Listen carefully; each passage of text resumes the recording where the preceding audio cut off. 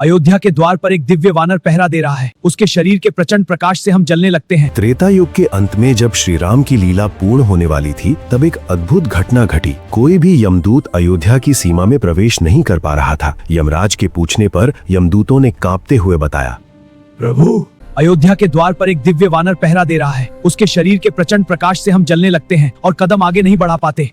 ये सुनकर यमराज अहंकार में हंसे और बोले, काल के सामने एक वानर की क्या बिसात, मैं स्वयं उसके प्राण हरने जाऊंगा।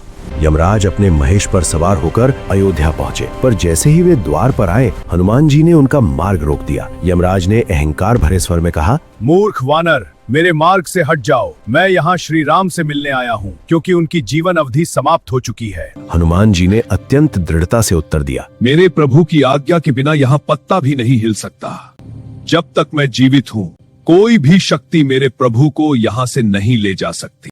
आप वापस लौट जाइए। यमराज ने इसे अपना अपमान समझा और अपना प्रलयंकारी यमदंड निकालकर हनुमान जी पर प्रहार कर दिया। तभी बजरंग बली ने अपना अत्यंत विकराल रूप धारण कर लिया। वे इतने विशाल हो गए कि यमराज उनके सामने एक चींटी के समान लगने लगे। जैसे ही वो अमोघ यमदंड करीब आया, हनुमान जी ने अपना विशाल मुख खोला और उसे वैसे ही निगल लिया जैसे उन्होंने कभी भगवान शिव का त्रिशूल निगला था। यमराज अपनी पराजय और हनुमान जी का महाकाल स्वरूप देखकर भयभीत हो गए और युद्ध भूमि छोड़कर भाग खड़े हुए। यमराज समझ गए कि जब तक हनुमान अयोध्या के द्वार पर हैं, वे श्री राम तक नहीं पहुंच सकते। तब प्रभु ने अपनी एक लीला रची। उन्होंने जानबूझकर अपनी अंगूठी फर्श की एक दरार में गिरा दी और हनुमान जी को उसे लाने का आदेश दिया।